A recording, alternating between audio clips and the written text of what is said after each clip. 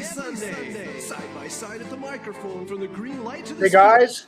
Switzer and Ray Carino calls them as they seize them. I'm betting that interview now. Here, relevant news, biased opinions, and outright bullshit regarding every aspect of automotive culture. Gas, mechanical trickery never before revealed over FCC-regulated airwaves. Thrill to the explosive tension as Chris and Ray cuss each other down the track and barrel roll across the finish line, laughing at certain disaster as they shake hands for the devil.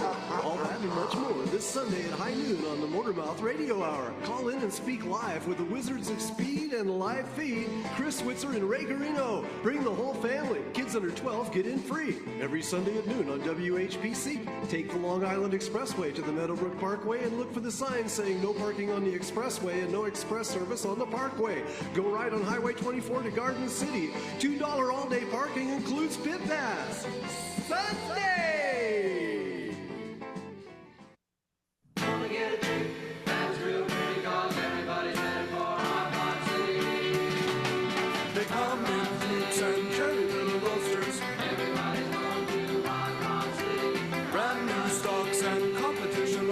All right, if you got a stock or a roadster, you might have a foreign car. You can do whatever you want to do on the show because it's Motormouth Radio, Long Island's only automotive talk show here on the island of Long, with your hosts, Ray Guarino, Chris Switzer, and our very special guest today, Mr. Wick Humble. Gentlemen, we're all in the house. How's everybody doing today? I'm fine. I'm a little hard of hearing, so you want to talk loud, but I'm not that young. Hiya, Wick. Hi. Talk right into the mic. Yes, I will talk as loud. I can't yell because then I'll overmodulate. You see, we have to worry about FCC regulations. Oh, Ray, I forgot to mention. What happened, Chris? I haven't been here in 5 weeks. You haven't. I gotta clean up. Wait, hold on. I gotta clean up a second. Wait. I gotta get rid of these boxes. So all these boxes, but 5 weeks. Wow. You really do a lot of, we did a lot of storage around here in 5 weeks. So I got to clean all this up. Hold on a second, Wick. Just let me take care of this. Yeah. This big box here. We'll throw that there. Just give me a second. Hold on. Wait. Hold on to get rid of these. Okay. Just let me mop up a little bit here. Get the mop. Yeah. All right. Okay. I'm ready. I will tell you, your background looked like what my living room looks like any day of the week because my daughter orders stuff. We have like express delivery from Amazon, and I throw out more cardboard. They must think, I don't know, they must think I'm important something. I don't know, but I'm not important, that's for sure. Wick, just to let you know, this is pretty much how the show goes. So I had a feeling. Yeah. Same in California. Yeah. So the topic today, of course, is Wick's book and whatever else he wants to talk about. You can see it. I'm looking at it right now. Wick, I have my copy here.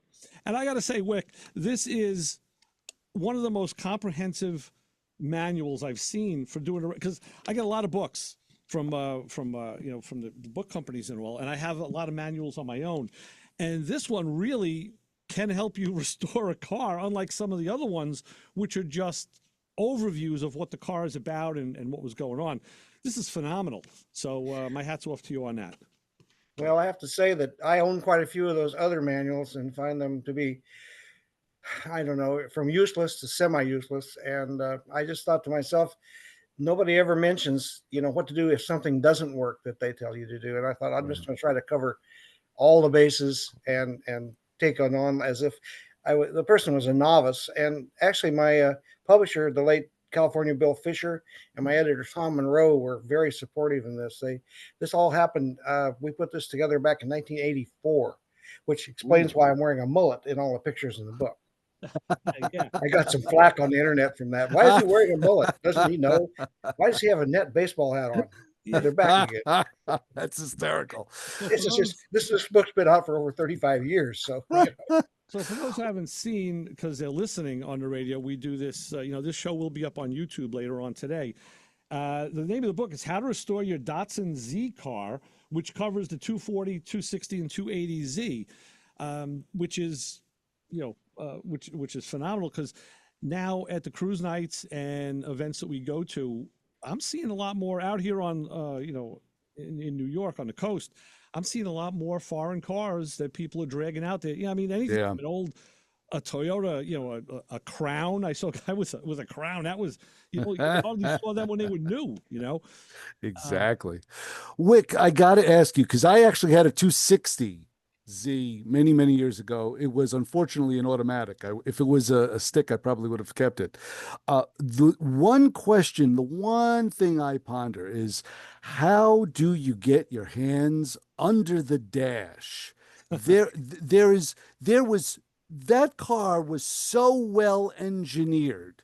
I remember that every ounce of space was utilized to to the nth degree. Do you discuss something like that in the book? Like how to remove something without having to tear the whole dash out, how to remove a component out, or how to get something around the firewall, which I remember was a little crazy as well to get your fingers into, unless you had long tapery ones. Do you discuss any of those type of techniques in the book? Well, let me say first that I agree with you on exactly that. It's put together like a Seiko watch, and I wouldn't want Yes. to try to do one of them from the inside. No, I don't, because it's almost impossible.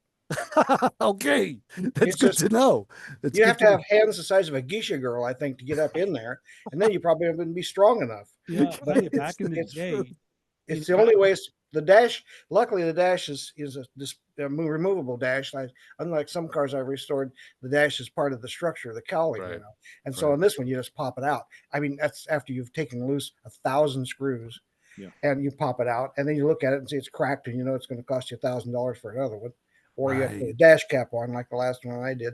But no, it's and you 260 was worse than the 240, and the 280 was impossible. Yeah. So back in It the really was. 70s and I the mean, 80s, people complain about the two. There's not much in this on the 280. Well, in 1980, let's see, we released it in 1990. It had been done for over a year then. There really wasn't any market at all for 280s except as drivers. They were still used Right. cars, and they Right. were around. They were cheap, and people were driving them. I used to work for a guy that had one for a salesman's car. And it was a 2+2, and we took it to Reno swap meet, where I turned down the American Graffiti 55 Chevy for $3,000.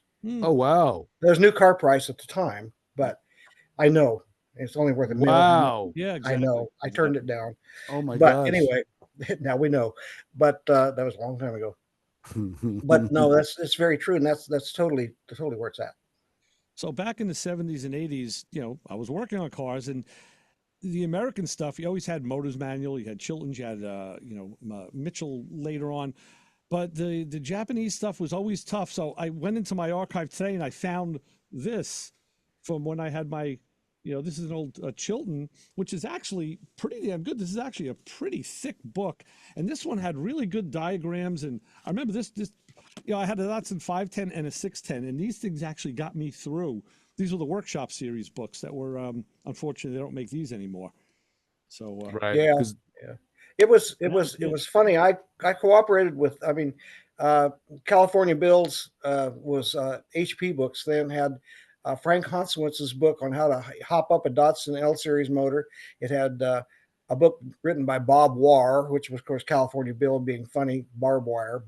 He thought that was so funny. okay, gotcha. And then there was Tom Monroe, my editor's book on how to rebuild a Datsun motor, and they had Nissan parts numbers, and so we cooperated with Nissan to get it put on their parts books, and so that the dealers would carry it. I don't know how effective that was, but I went clear to Glendale and talked to them and had a big meeting with some of the mucky mucks at Nissan, who eventually ended up buying my car back. But anyway, they assured me that they said you have the rights to any illustrations we used, except for the fact that our advertising agency that we used then is no longer in business, and they held the title to it. So you have to go to the original artist to get it. Wow. And so the way I got the illustration, or they said a dealer, and I said I can go to a dealer and get your parts books pictures, and they said, well, yeah, you can, because when Mr. Katayama made the original deals for the Datsun dealers on the West Coast, he was desperate for dealers, and he gave them a lot of rights. And one of the rights apparently was that they could dispense our literature to anyone they wanted to without any particular sign off. And so I went to the local Datsun dealer. They said, sure, here's our parts books if you'll bring them back on Monday morning. And here's all the recalls too, which I'd asked for.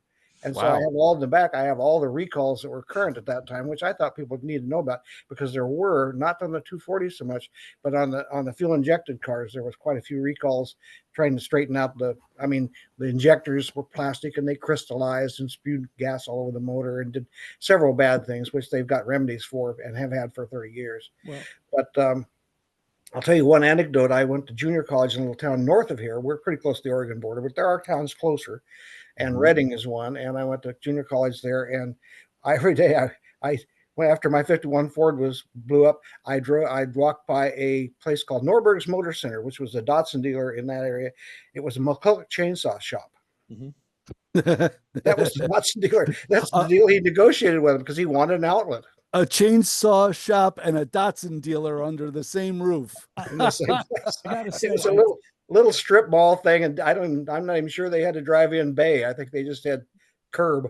I think in another life we may have done this interview already, because I made some notes after I went through your book, and a couple of the things I noted were the parts illustrations basically make it a one-stop shopping and worth the price of the book for anybody who has one of these cars. And the recalls and tech bulletin section is a great source of information. So wow, I think we've done. Yeah, I feel like I've already done the interview. So well, I didn't know that it was going to be a one-shot deal writing a book, because California Bills wanted me to do a Camaro book afterwards, but it never materialized. But then they were sold out to a company called Price, Stern and Sloan, who are now mostly famous for the books Mad Libs. Oh yeah, and they sat on my book for almost 2 years with no editor, and they got an editor from Hot Rod Magazine, and then they backed out, and they said, I got an attorney call me. He said, we've decided we're not going to publish your book after all, but you can keep the advance, which I'd spent many times over doing the car and doing the book. And I said, and I was sick, because I had to go to my wife and tell her, all that time I took off from work and everything, that trying to finish this thing was, maybe down the tube. And then he said, but I'm going to let you know that, he says, Bill Fisher has gotten a new company together, and I'm going to give you their number and call them. And so before I did anything else, I called Bill, and he said, they don't want the book. They're out of their minds. Yes, we want it, but it'll take us about a year to get it in print. So it ended up being mid-1990, even though I started in 84. And it was a long dry spell, I can tell you. But wow. I don't know. You just learn a ton of stuff about publishing as it goes along. I have never written another book for a upfront publisher yet. I've got a bunch of stuff on Kindle, but then who doesn't? Right. I also want to say that one of the best parts of the Japanese parts diagrams, and it struck me, because I have a factory service manual for when I had my what the hell was it? It was the Honda, my Honda Accord, the hatchback, and they not only call out the nut and bolt sizes, they'll call out the thread size too in some instances, which is phenomenal. They really know how to make a diagram. Yeah.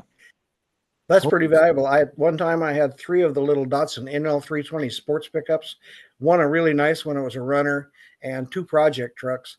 And I was fitzing around with them, and had my metric tools laid out. And I have a buddy whose name is Steve Pedersen, I said in the book that he's like Mark Twain said about him and Kipling. He said, Kipling knows all there is to know, and I know all the rest. And Steve's been restoring Z-cars since he was like 16, and he's got a local shop. He does mostly contract restoration for people that belong to Ferrari clubs and things like that. They're interested in Japanese cars now. But it was one of those things that he said, what wrenches are you using? And I said, well, metric, of course. He goes, no. The early Japanese cars were American sizes. Really? He said, on the way, really? A half-inch wrench looks like a half-inch wrench is going to work on that car. The threads are different. Early? They're ISO. How early was that? Well, it's early as late as 65 or 66. Okay. Because my sports trucks, both of them were 65s. The cameo style, station wagon body type truck. Yeah. That don't have a separate bed. Why would they do that? I wonder. It's inscrutable, shall we say? Okay. All right. Some things I don't know. Yeah. Japan I would say did a lot of things that Japan Incorporated did. They're all, it's not a put down. They're all kind of in the same bunk together. Yeah. And that was just what they did. I mean, it's like Datsun being DATSON for a while. Oh, right. The son of Dot, Yeah. Go figure. I mean, but they were adapting themselves to our market. I don't know. Okay. And they did successfully. The other thing you said on page 21, you talked about parts cars, and you said how invaluable they are. And boy, we love them too. I've had many parts cars. Oh, yeah. Still have some people would call parts car, but yeah. Yeah, it's true. But what made you write the book, Wick? What made you literally sit down in 1984 and go, this is going to be worth something someday, this knowledge? What made you do it? Well, I bought the car and I was saving up for a Porsche. I was a soldier and I was saving up for a Porsche. My brother was in Europe. He just bought a tourist delivery VW Bug for like $1,800 or something like that, brand new. And he said, I can get you a 911 SR here for $5,000 plus shipping back. And I said, well, I'd sold my GTO and I had some money, and I'd been saving my $200 a month from the Army pretty carefully, except for occasional beer parties.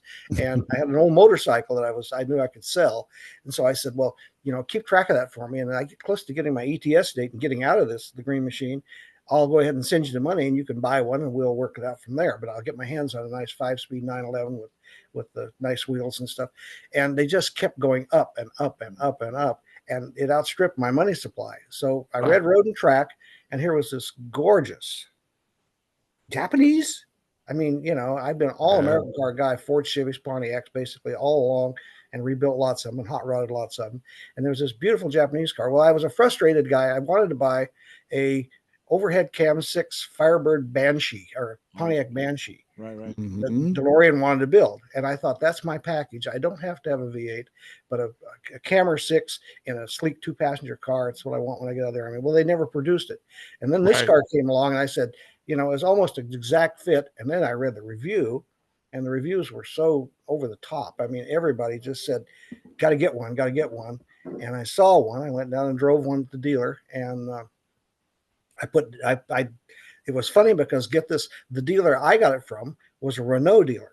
Oh, well. Who carried Datsuns as a sideline. Not very long, much longer after that. I think the Renault signs went on the back of the dealership, and they bought new Datsuns because they were just selling the doors off of them. And there were 3 different dealerships in the San Antonio area, one at Randolph Field, one in San Antonio, and another one. And this was the only one that didn't require a deposit or anything. Basically, they just took your name. And so they said, just sit tight. This will be good. And I ordered a silver one, which is what I have now, a silver 71, but which is on the back cover of the book. But the thing never came in. And I was getting kind of desperate because I had applied for an early out from the Army because they had way too many bodies anyway. And I was down there marking time mostly. And the guy called me. He took me at my word. And he said, some second lieutenant at Lackland Air Force Base ordered a green one, but he wanted one with a black interior. And this one's saddle tan. And he said, I hate to tell you, but I think they're all going to be saddle tan. But he refused this car. Do you want it? And I said, damn right. And so I ran around and grabbed the corporal that wanted my motorcycle and got the money out of him, and then borrowed it to ride down there and took delivery. And I just never looked back. It was just, you couldn't get the smile off my face. It was back when Z-Car, and it was just to wave enthusiastically. They must have had I was in the PX parking lot, and this captain came up to me. He said, you got a Z-Car too? And, he didn't say soldier. He didn't make me say sir. He didn't make me salute him or anything. And I said, he goes, I've been driving mine all over the country from base to base where my assignments have been. He said, you'll never regret it, soldier. He said, you're going to love that car. And I said, well, I do love it already, sir. And so that was that. So eventually I got out in October, I should say, and drove it back to California. And that was that. And I got pulled over a lot for having Texas plates, but they found out I was a GI. They let me go. They must have been tied into the Army because they must have had that's a green paint. That's how I got my Datsun 610. The fellow that I got it from originally ordered a 240Z in silver with a black interior. And it came in green with a tan interior. And he says, I don't want it. I don't want that. And it was like a pea green. So he took a 610 that was silver with kind of like an oyster, a white interior, which he passed on to me. Same guy that passed on the 510 to me, also a silver car with a black interior, but he turned down that green. So they must have had like vats and vats of green, of that green paint, painted everything with it. Well, mine came in through port of entry of Houston because it was a Texas car. Most of them came in through LA, and of course California was Nissan's huge test market for the little I call them whimsical cars, the original ones. I kind of liked them. I was driving a 55 Chevy in high school, but these little Datsuns 4 Roadsters, you see them occasionally. And I don't mean the 2000 1600. I mean the old one with the sweep on the side, the piece of chrome that looked like it was stamped out in Birmingham or someplace. And, that's where they were copying. It was Austin, England at the time, and improving them, of course. But it was one of those things that, yeah, you're right. I mean, it's they didn't know what happened. The Datsun dealers they were taking Nissan and Datsun both were in shock because this thing was such a huge success worldwide. I mean, I point out that you couldn't buy a mag wheel, right? This is 1970. Mag wheels had been out for eons, and Mustang and everybody had been selling the heck out of rally wheels and all that stuff. Everybody had for their sporty cars had a stamped steel wheel, Kelsey Hayes, or an alloy wheel of some kind. Nissan didn't even bring this out until the 8th year of the production. Right. They had one that they used on the South Africa rally cars, but it was it was Hayachi or something like that, and it was never put for sale in this country, as far as Steve and I know. And between the two of us, we've restored a lot of Z's and done a lot of work on them and kept in the pipeline more, especially him. I can always tap into him. And it's just one of those. I mean, he's done right-hand drive cars and 432 double overhead cameras, and he's doing a replica. It's either a replica. I got to ask him. It's either a replica or it is one of the South African rally cars for a patron right now. I like the Z-Cars with a set of aluminum slots on them. I don't know. That's the kind of the look that I like from back in the day. But let me mention that people, you can call and talk to Wick if you'd like at 516-572-7440. And later on, this show will go up on YouTube, on both our YouTube channels, Motormouth Radio and Motormouth Video. And you can follow us on social media, because I'll post on Motormouth Radio on Facebook and X, and real_Motormouth Radio on Instagram. We'll put up a post later with links to the show. So. And if you want to text, if you just want to use your thumbs, you can text us at 203-670-4127. You know, that number must have grown some cobwebs in the last month or so. It actually did. I had to reapply for it about 5 minutes before the show started. Oh God. Yeah. So it's a good shot. If you want to give it a try, give it a try. So you know what? We do have a call. So let me go to the phones and go to the fun, and we'll say, hi, caller, you're on with the Motor Mouse and Wick. Well, Chris already answered one of my questions, Ray, but hello, Ray. Welcome back, Chris. And Wick, I got a question for you. Hiya, John. How you guys doing? Chris, hope you had a great time away. Oh, it was a joy. I'm glad to be back. Let's put it that way. Wick, I had a car that I fell in love with when I was graduating high school back in 78. I'm not sure if it was a 240 or a 260 at the time, but one of the guys that I went to school with, whose father was very well off, as a graduation gift, got him a 240, 260. It was yellow, black. It was almost like a Bumblebee. Oh. Wow. What year was it? Idea what it might be? So it was like a Bumblebee, you said, John? Yeah, it was, like same yellow as Bumblebee with black, a lot of, black, I would imagine. Yeah. A lot of black, it was done up. It wasn't like your typical. And this was a Datsun, John? This was a Datsun car? It was brand new. I'm assuming it was a 78. Oh, 78. I believe that would have to be true. The only one I know of, and it would match that description, was a 280Z, a 78, and it was a special trim package. It's valuable now in original condition. It's I don't know if you can recreate that trim package or not. I'll let in your private ear, I'll say the 280s with the fuel injected cars have never been interesting to me, but I do want to sell books to those people. So, but it's out there. There aren't very many of them, and I would just Google it. And if you're really interested, and look on and bring a trailer to some of those places, because those things show up a lot because there weren't very many custom packages made for the Z-Car at all. Is there an approximate value on something like that, Wick? I couldn't stick my neck out. I don't keep up with that anymore. I mean, look at this. I'm going to be 80 next month. No, that's all right. I know it's all about condition, and especially those cars did have a history for rust. So how is that for rust repair on cars like that? I know we work on American stuff that's, and the rust is, very, very tough on some of these cars. But I don't. Yeah, without a doubt, John. I don't think Datsun saw rust coming. I don't know if it rusts in Japan or not. I would think it would, but I don't. Of course, on the West Coast, if we see rusty cars here, they're usually imports from the East Coast. Right. And in high school, I drove a 51 Ford from Michigan that had no floor. And as I mentioned, it was the advantage was it was easy to pull up the carpet and get rid of your beer cans. Yeah, right out the back. You just run right over them. But it was it's fatal in many cases. Steve and I had a car come into his shop. I was down there annoying him one time and giving him technical advice. And the guy had just had it painted. It was an early 240. It was beautiful. And we looked underneath it. And I said, Jesus, Steve, look underneath this thing. The rust was so bad that the compression strut on the right front suspension was completely floating in midair. Oh, geez. Oh, my gosh. You can imagine it had no forward and back control whatsoever. Right. And we told the guy, and he said, what am I going to do? And Steve said, I don't know, junk it, Yeah. Coming from an expert who runs a shop, he said, junk it. He said, otherwise, you're going to be into it double what you are now. You're going to be so upside down, you can't believe it. And the guy went away with a tear in his eye, and we never saw him again. But yeah, that's what happened to most of them, I'm sure. A lot of them. You can't find very many here in California anymore, and when you do, they're usually picked to pieces. But occasionally you do.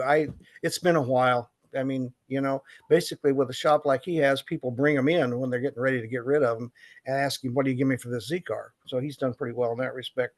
The one I have now is one that came out of Nevada. It's a 71 240 silver, like I ordered in the first place. I got it in 1990 for $500 from my brother-in-law, who's a GTO. He buys and sells GTOs. Oh. And we drove it back to Chico, Steve and I, rat racing down Highway 32 Canyon, which is well known to truckers. And we got to Chico, and he was driving, and he put on the brakes, and the brakes went out, and he ran right into the back of my daughter's Nova with it. Luckily, he's a prudent person. He wasn't going very fast. Wow. And we popped the hood and said, oh boy, something we should have checked before we left Reno. And I pulled the lids on the master cylinder, and one of them's full of 90 weight hypoid oil. Oh, I know. Oh yeah, that'll work. Oh God, yes, I know. I figure give you a stiffer brake pedal. You're right.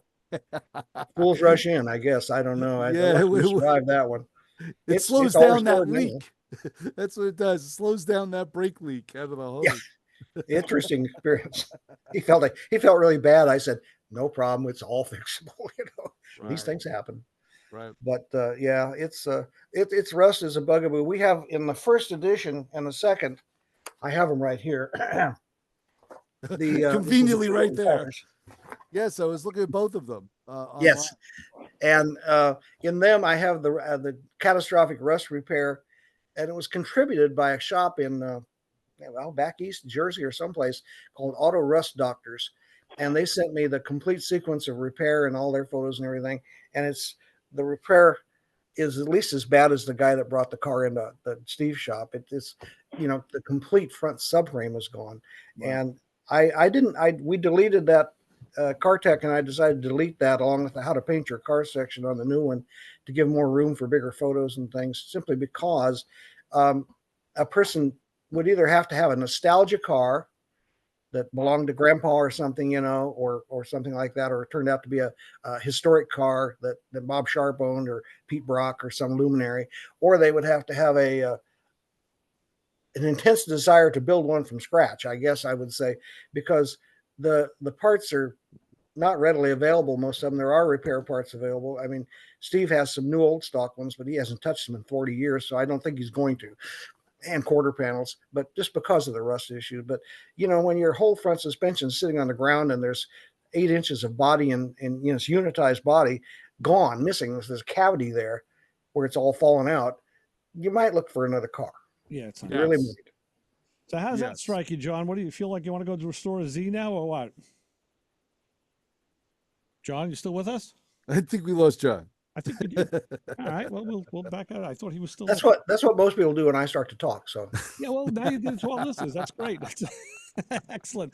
No, we're into this. We're listening. Are you kidding? I have one question. At first, I mean, I got the book. I looked at the cover. I said, "Wow, this is great." And then I started reading through it, the acknowledgments. And I read the forwards. I do all that crazy stuff. I'm a nut with stuff like that books. And then I realized after a while, I started flipping through real fast and like, why is the whole book in black and white? Because it was done on Plus X pan film with a Nicomat FTN in 1985. Okay, well there you go. They wanted to. Well, couldn't you reshoot it in color? Think that one over. I'm going to tear apart a cart and restore it. Yeah. I mean, when you're doing a car restoration book, the only break you really get is if you're doing the suspension on one side and you make a mistake, you still got the other side you can photograph. Exactly. You know, I'll tell you the what, do-overs kill you. we're at the bottom of the hour. We didn't make any mistakes in this first half because we have a good guest. So we need to take our quick break, Wick. I need you to stick with us while we take care of a little business. I do have to say that our WHPC weather forecast is powered by Pantano's Gourmet with locations in Hewlett and Uniondale. As I look out the WHPC weather window, I see partly cloudy skies. We had some rain this morning, but now it is cleared up, and they say the high will be 86. That means I'll be back in the pool this afternoon. And tonight will be partly cloudy with lows around 70, and that's it's getting it's a little nicer out here now. And if you are so inclined, there's a new show on the station I'd like you to check out called Drugstore Dialogue. It's on Sundays at 6:30 a.m. So when you're up taking those early meds, right? You can find out the latest in drugs and medicine and how the pharmacist can help you stay healthy. Hosted by Barry Newman.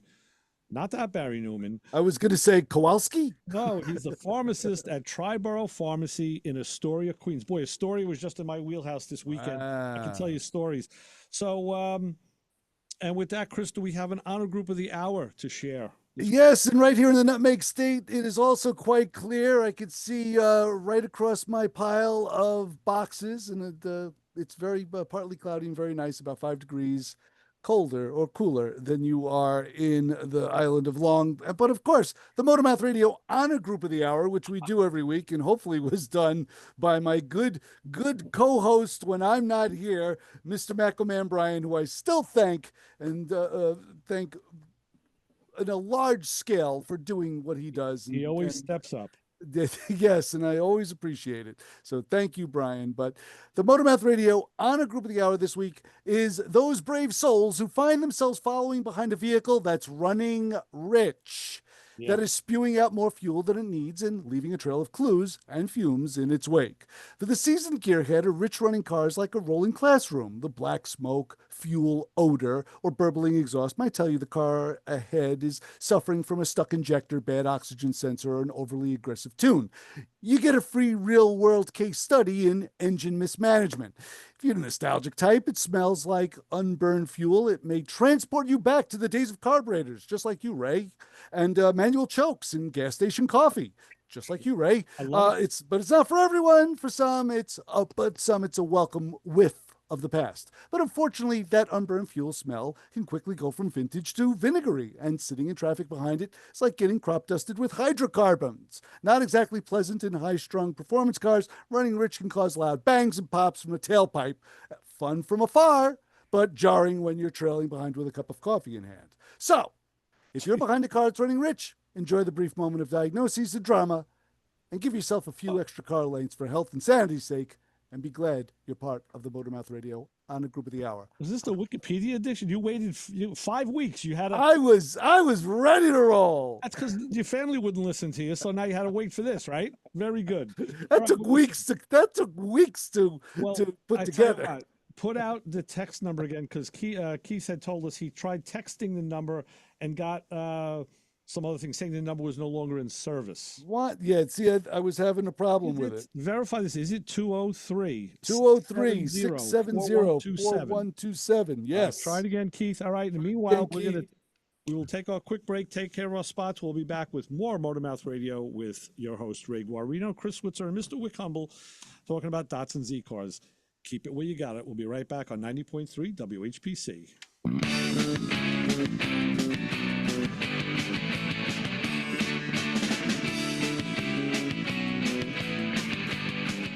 With answers to your car questions. Give us a call at 516-572-7440. Oh, I should have said the Motormouth thing.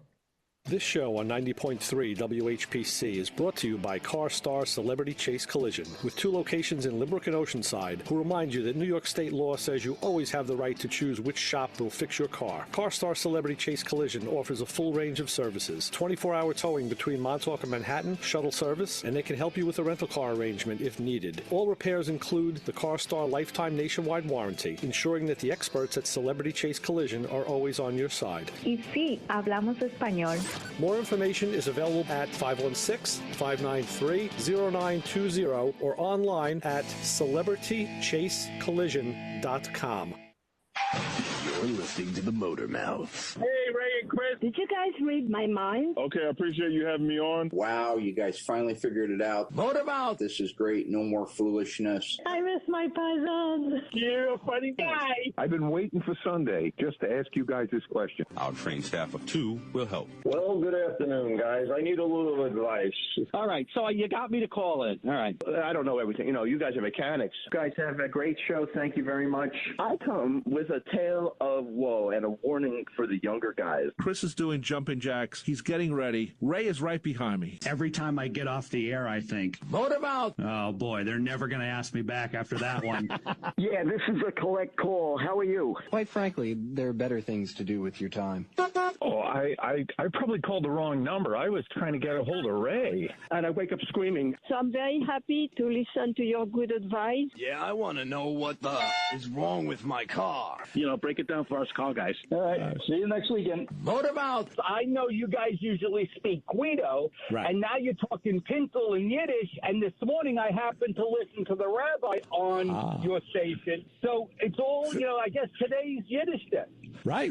There are answers, sometimes correct ones, and we may have them. Motormouth Radio, 90.3 FM, WHPC. Motor Mouth. Hey, you, get over here. Every Sunday, 12 to 1, you are going to tune in to hear the Motor Mouths, my friends Ray Guarino and Chris Switzer. 90.3 FM, WHPC. You might learn something.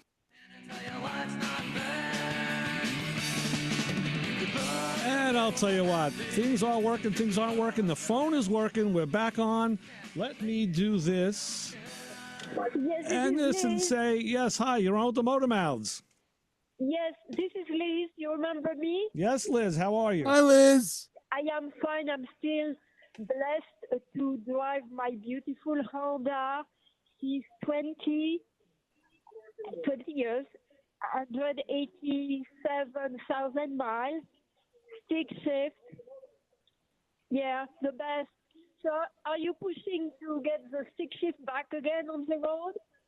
Oh, yeah, we're all stick shift guys. Yeah, oh yeah. Yeah, but I mean, generally, are they going to go back to stick shift? Because this is ridiculous what's happening nowadays, driving your automatic cars, electric cars. I'll tell you something, Liz, it's not going to happen. Those days are over. We're dinosaurs. Last week, I did I do vehicle inspections as a sideline, and I had to do one on a 2009 Ferrari F430.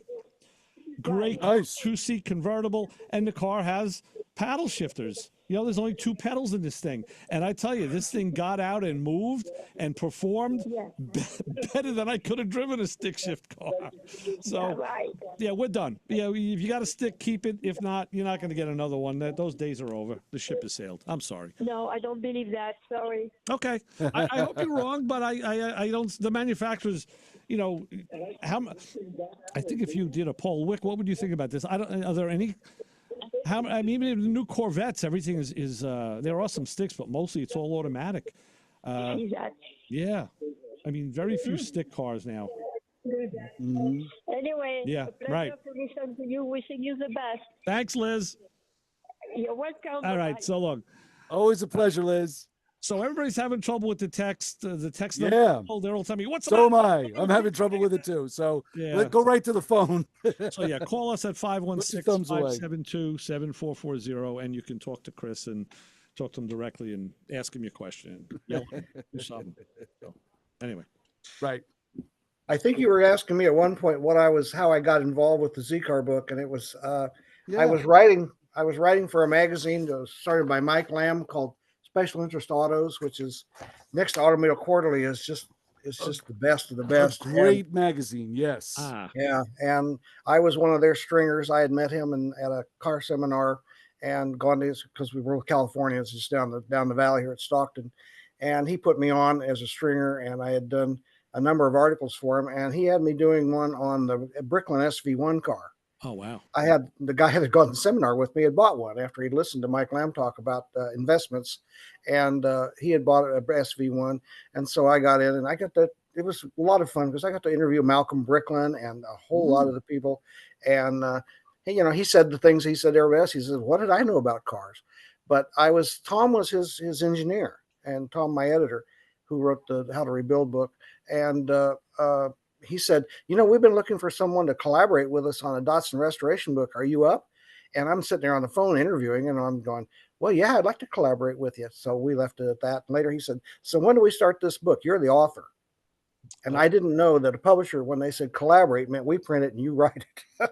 But I went to my wife and said, honey, I've got the chance to write a book. And I've enjoyed writing for this magazine, but this could be something big. And she said, close your eyes, and said, okay, I love you. Go ahead and write a book. I don't know what this is going to mean. And it meant that I was not working full time all the time and things like that. But that was how I backed into it, basically. And like I say, they wanted some more, but then they changed owners and things like that. And I realized that it was, I talked to Paul Van Valkenburg, who was an author for Bentley books. And I said, so Paul, tell me the truth. What do you make out of a book? He goes, I still remember, he said, well, he said, I've got several out. And he says, little like a welfare check. It doesn't come in very big, but they keep coming in. Right, that's good. Wick, one of the other things you said in the book, which really resonated with me, was, and this is on page 11, right in the beginning, you called it the one for the pot theory, which is buy extra hardware. And I think, I'm one of the things I do is I'm a hardware freak. I love tools and hardware more than anything, I think. And I'm certainly, I'll buy 2 or 3 for the pot. I'll actually buy a box of it. If I, to have. And like you said in the book, a lot of times fasteners, they do rust or they break and they snap or heads round off. And there's nothing nicer than having a nice fresh bolt of the correct size to put in. Yeah. That's the baker's dozen's a good idea. In the day when I was writing this, we used to go to a wrecking yard. Remember those? And and you just go out and loot Japanese cars for ISO fasteners and brackets and things. And my friend Steve with the Restoration Stop still does that. If he can even find anything similar, like the Z-Car Hulks and things like that, he'll just be taking all that stuff off. He gets 15 pounds together, puts them in a box and sends them to a plater and has them all gold iridized. And he's got, drawers and drawers when he sorts them of brand new looking parts. And it's just a smart thing to do because you don't know how hard you can kick until you kick yourself. Right. We're not, not having the right bolts. That's the truth. And where's the first? Go ahead, Ray. You can even do some of that plating now at home. Eastwood makes kits where you can do black oxide and irrigating. You can do that at home, and I know some guys who have done it and gotten some very good results. Wick, are there any techniques to actually removing some of those fasteners, or any special tools? I know there's some tools that you could. There's like a small type of hook type of affair that will pull on a fastener. Is there any type of technique that can remove those off the car while saving them? Getting down on your prayer rug first helps, I think. Yeah. But yeah, I've got several drawers full of esoteric tools, recontoured screwdrivers, old wrenches that I've welded extensions to and things like that. And the Z, any car that's made of ferrous metal is going to rust where it rusts. The early Zs, like my green one that was in the book, had ABS plastic headlight buckets. The sugar scoop headlights were not metal.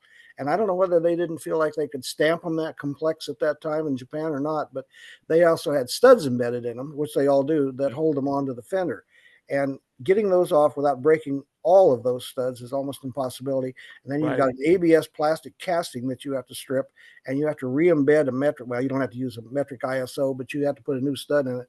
I've got several that are okay now in my parts pile, and I can't believe they survived. But it's just one thing after another. We cover that in the book, and I want to say we do have a call. We have another caller that may want to talk about some Datsun stuff. Call it. You're on with the Motor Mouths, Ray, Chris, and Wick. Hey, it's Coach Isaac out in Arizona. How you doing, Isaac? Hey. I'm doing pretty good. How y'all doing? Excellent. Tell us what you know about we're starting to run to the short clock here, so tell us what you know in quick order. No problem. As far as the caller earlier that brought up the it's harder to find the manual transmission cars. Right. From my understanding, is the new Nissan 400Z that came out about a year or two ago. They come in standard manual transmission only. Okay. Well, that's good. That is more of a performance-based car, and those are the people who are going to buy it. You know, people used to buy the stick for economy, you know, because they were better on gas. Now, like I said, the automatics, you know, with multiple speed transmissions and the CVTs, it kind of surpassed that. But that's good information, Isaac. Thanks. And you mentioned a place in Arizona that sells Datsun Z parts? Yeah, there's a place in Phoenix called Arizona Z-Car. Okay. It's you can do a Google search for it like that online, and you can pull it up. A lot of their stuff, I think, is somewhat resto mod. It's upgrading the suspension and stuff. Okay. I'm not too sure if they have if they sell like sheet metal and whatnot, but they may have information on where to get sheet metal. I think they have all that. I do. Good, good. So, Wick, you're familiar with that supplier, I guess, right? I guess he is. Yeah. There's the pioneer in that was Motorsport Auto in LA. They actually got into it before anybody else did, other than Pete Brock. I mean, Pete Brock used to sell a lot of Datsun stuff, and I got a die-cast Datsun I painted silver like mine with Pete Brock and John Morton's autograph on it, and Mr. Katayama's too, because I got to meet him, and we exchanged pictures and autographs and had a great time, sang karaoke together in a karaoke bar.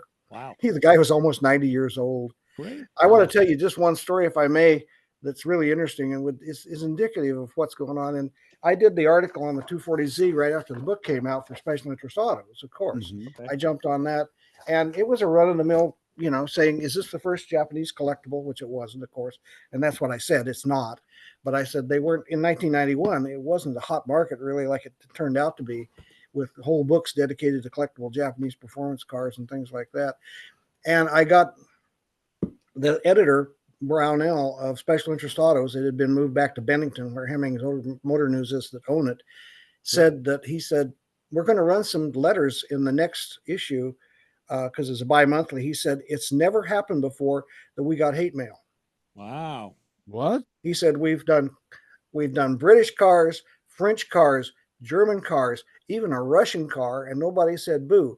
And we run an article on a Japanese car, and we get 200 letters of hate mail because they said we were at war with them. It was from and the he said, VFW I'm not going to publish Post them. He put in a whole editorial. He said, we're not publishing these letters per se. Yeah, he said, I just want you to know that where you been? He said, he says, whether you like Japan or not, whether you like Datsuns or not, whether you like sports cars or not, you know, if you only like Chadwicks and Stanley Steamers, that's fine with us. But he said, lighten up. And I thought that was really significant. You know, it's just, you know, get real. And since then, since the 90s, look what's happened. That's been a long time. Well, people have gotten older. I grew up, you know, my generation we grew up, you know, calling stuff Jap junk because our fathers were in World War II. And then we learned that, hey, they were the enemy. That was bad. Only to learn that now that became the good stuff out of Asia, you know, many years later. You know, now we have other things we say and call names at. So it's ironic that, you know, we had the same kind of mental set being in rural California, and yet we were close to Tule Lake concentration camp. I'm gonna call it what it was, because when I was 6, I saw the whole thing: machine gun towers, barbed wire, Quonset huts, and everything. It was still basically there. They were looting it and taking buildings out and moving them, but it was a very, very grim place. And we had a family from there who ran a laundry in Alturas. How stereotypical! Who were great guys. We all knew them. Sure. I'm not going to say their name, but I used to hang with them and everything. And they were kind of wild men, and they were the old pink and black with the black jackets and the pink shirts and the collar up in the back. And do you want to fight or not? You know, and if you put your collar up in the back, you had a fight on your hands. That was that easy. But it was just a strange thing. Dad fought the Battle of Okinawa and came home without hate. He said we were there to get them, and they were there to get us. My father-in-law was almost speared by a naked Japanese soldier in New Guinea. Wow. He said they were on the run. He said he jumped out of the bushes while I was filling canteens in the swamp and tried to drive a bamboo spear through my back. And you know, we can put this behind us, you know, and it can be okay, because look at where we are now. Need I say more? Tied into Chris to my earlier music selections from, if you remember back 2 months ago, Jack Sue from Barney Miller. Him and his family, they were in one of those concentration camps in California. Right. There was tie-ins everywhere. So Isaac, does that quench your thirst for Datsun Z information? It does. I have one other quick question before I let you guys go, or you let me go. Does your guest have any information on the rare 240Z? I believe it was. It may have been 260, where they put I believe it was a Yamaha dual overhead cam, and those cars are very rare, from my understanding. You guys have? Yeah, I do. That's the 432 Fair Lady, and of course, it was a highway patrol car in Japan. Some of them were imported to this country. It's the engine was actually in the Emperor's go-to car was a car called the Prince, and Nissan wanted the prestige of selling the car to Hirohito, and I guess it was Hirohito, it was Akihito, I can't remember. And so they bought out Prince in the mid 60s, and they got this engine with them. It was designed to be either a Grand Prix engine or something similar, and it was a 2000 cc dual overhead cam Hemi, of course, and it was a very high performing engine. The cars are actually called 432s, and they have a fender identification if you find one. They've been cloned, they've been coveted, they've been sent back and forth between Japan and the United States for years. North America, I mean, I include Canada and that stuff too, because we're all pretty much the same. And it's one of those things that it's ridiculously unobtainium. And if you are that income level, you can buy anything you want. So there you are.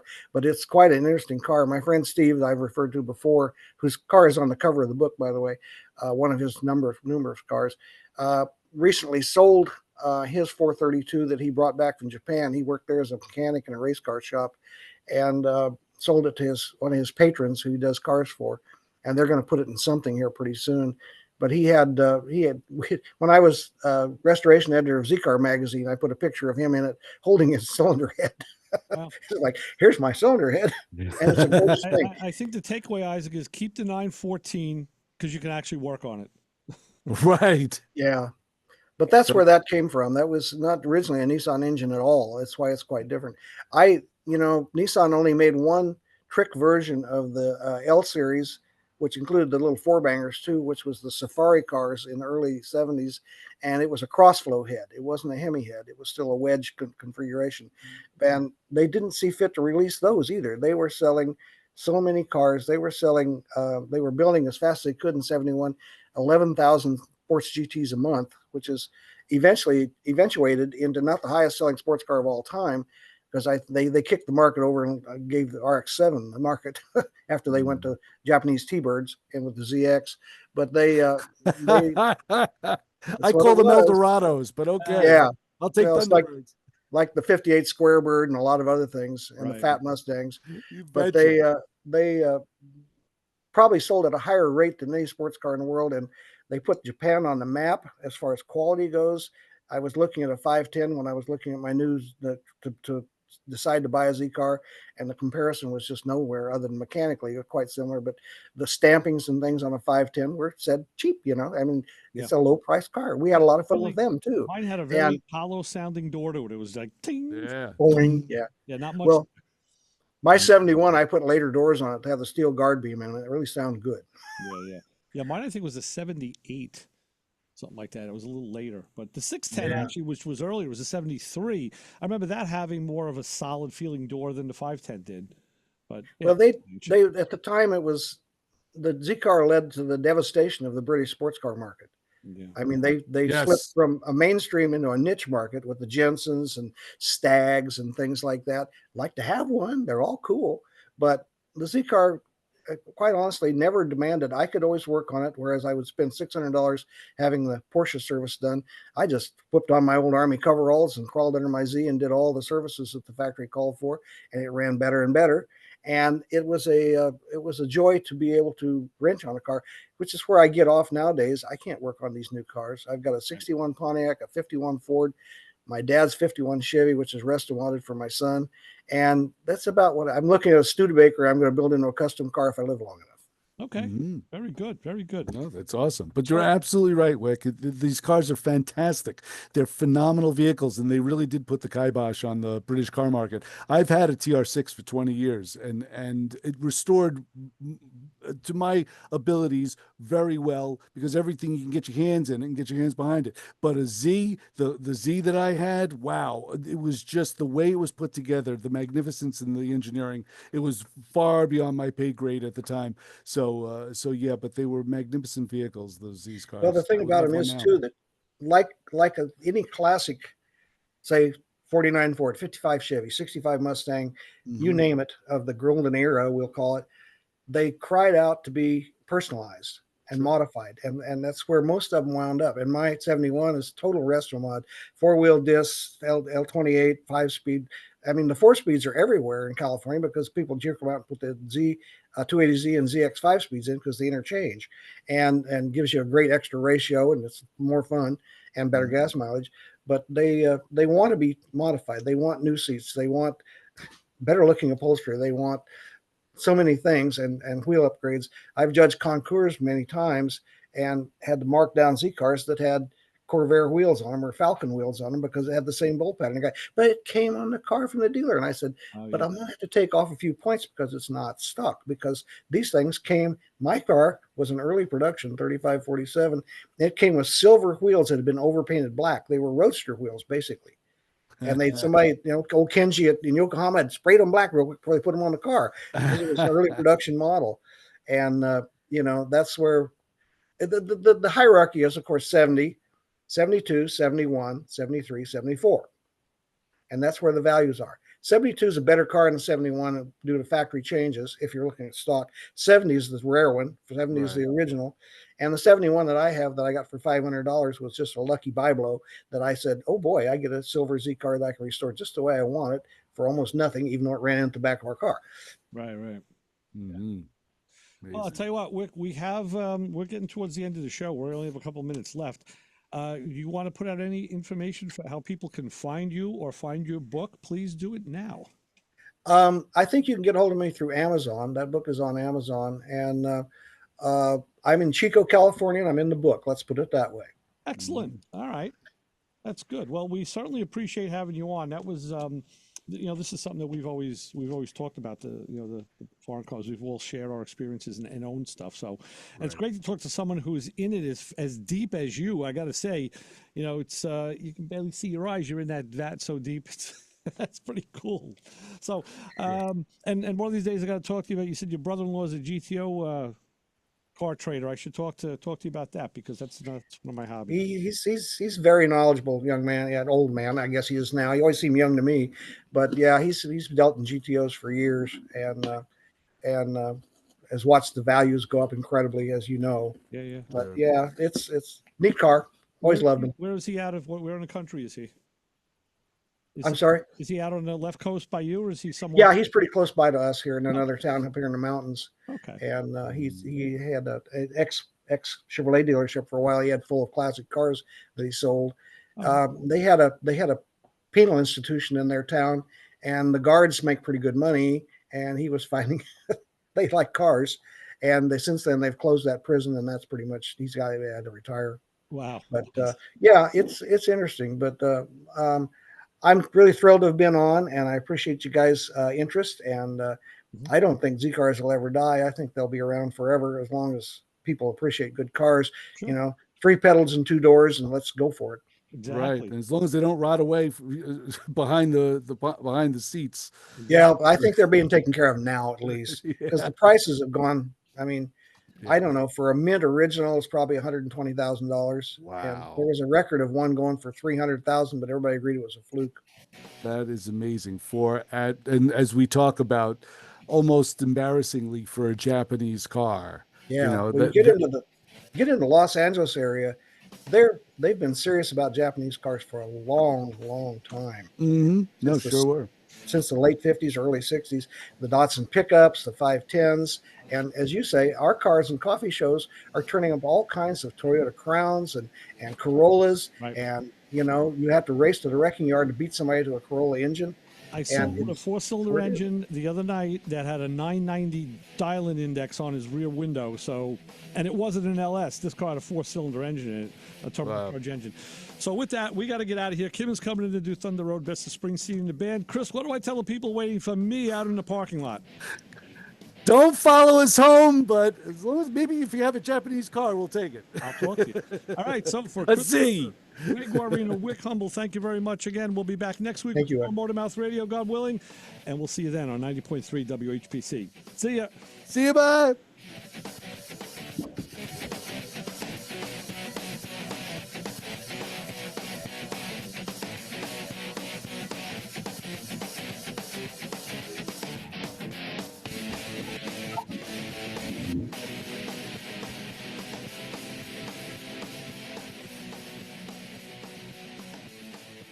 This show on 90.3 WHPC is brought to you by CarStar Celebrity Chase Collision, with 2 locations in Limerick and Oceanside, who remind you that New York state law says you always have the right to choose which shop will fix your car. CarStar Celebrity Chase Collision offers a full range of services, 24-hour towing between Montauk and Manhattan, shuttle service, and they can help you